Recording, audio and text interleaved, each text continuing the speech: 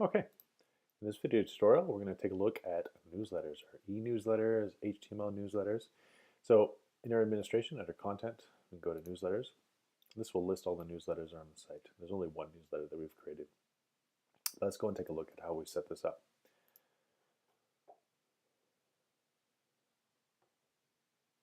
Newsletters are sent to users that have subscribed to your newsletter system. You can have multiple subscriptions.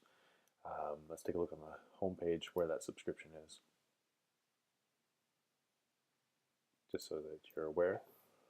Now, obviously, your homepage may be set up different than this.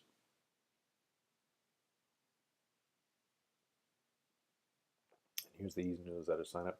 Because we're logged in, we don't see a box here to put our email address. The system already knows, but if someone's not logged in, they will see a box to put in their email address and then hit subscribe. And then they'll be subscribed to the email. So any newsletter has a title. You can have a teaser image. This teaser image is displayed on the newsletter page. So if we go up and take a look at the newsletter page, this will list a roll of all the latest newsletters that have been posted to the website.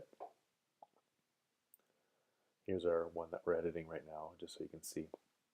And then newer ones will stack below it as time goes on.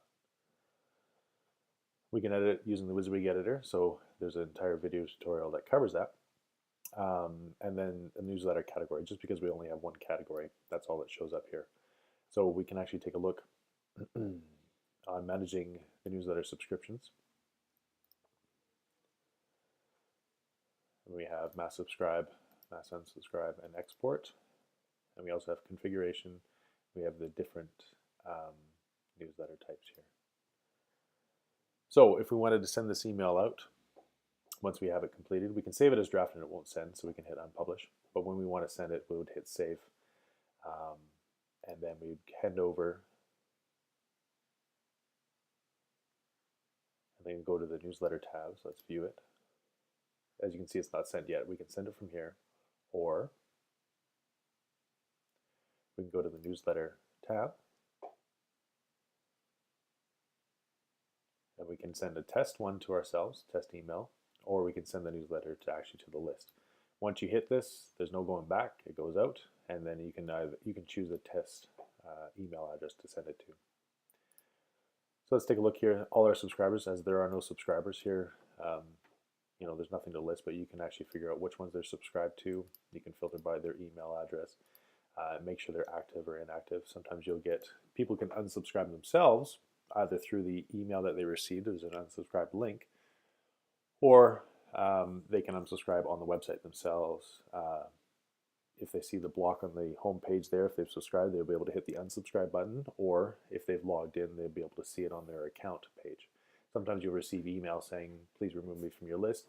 And in that case, you can actually just go in here, search for them, and then just make them inactive. I wouldn't necessarily delete them because you want them to be removed from your list permanently, just in case they accidentally get added, say, in a bulk import later. You want to be able to make sure that they still don't receive those emails. So I prefer to do inactive rather than delete, but it's whatever your preference is.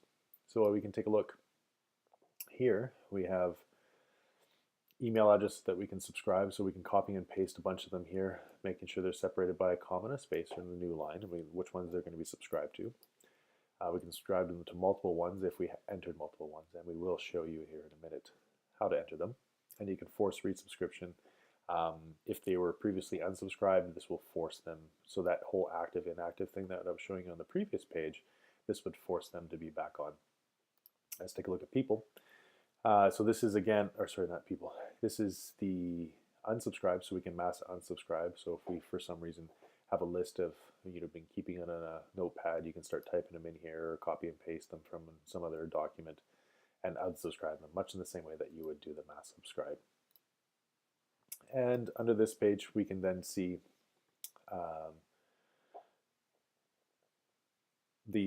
which ones will be exported. And so these are some of the settings that we can do, and subscribed, and the newsletter. You generally don't want to be able to, you're not going to spend a lot of time in this area, but you never know. And we can add multiple newsletter categories.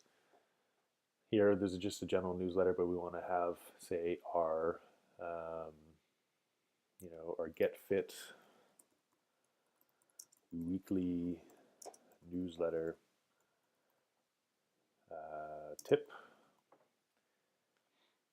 and then we can give it a description. So, you know, a weekly tip on how to stay fit,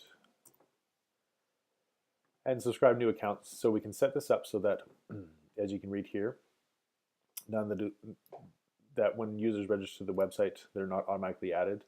We can set it to default on, and so that when they create an account, it automatically sets it as on, or we can set it to off, but they have the ability to subscribe when they create an account. And then silent means that they don't know they've actually been subscribed to the newsletter. They're automatically subscribed. I suggest not doing this, as people want to have the opportunity to opt in. They'll get pretty upset if you sign them up without them knowing, but it's there. And the opt-in out method. So once they've opted in, the double means that when unsubscribing from the forum, users receive an email that they have to actually authenticate that to make sure that they actually wanted to unsubscribe and subscribe. I tend to leave it as single opt-in method, so that once they fill out the form, that's done. If you're finding that you're having spammers sign up other people's email addresses, you might want to change that to double. And whether or not, we don't need to worry about providing a subscription block, because there is already a subscription block. It's going to be full HTML. We're not going to do plain emails. The priority, we're just going to leave it as none. I mean, you can change that to high or highest, but that's essentially, you know, an urgent message, and it's not always an urgent message. Request receipt, I would leave this alone, as many email clients don't support it. And it's just asking, essentially what it does is once they open up the email, it tells them, hey, we want to let the person know that you received this. This might be important, say, if you're sending something to, you know, your board or your staff, that sort of thing, but you probably wouldn't be sending HTML email to them. You'd probably just send an email through your own email client. The sender information, who it's coming from, so the name, it might be your own personal name, might be your company name, and the email address it's coming from.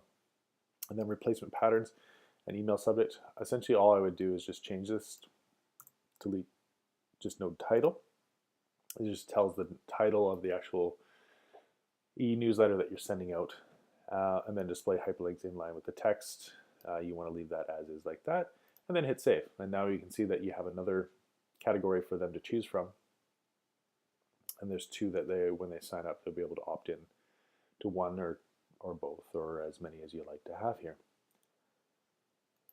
And then if we take a look, our newsletter, once it's sent, will be received, sent out, and it will be sent. Now keep in mind that the system can only send so many emails at a given time. So if you have 10,000 emails that you're going to send out, it sends them 500 at a time every cron run. Cron is Drupal's maintenance task, and it runs every 3 hours, and so it'll send 500 emails every 3 hours. So that means if you have 10,000 emails, it'll take a little bit of time for everybody to receive their emails, but they eventually will.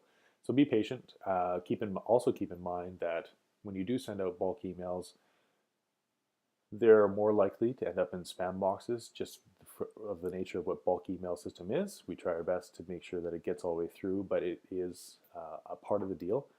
So expect that there will be lots that will be lost within the system. And I think that about covers it. Thank you so much.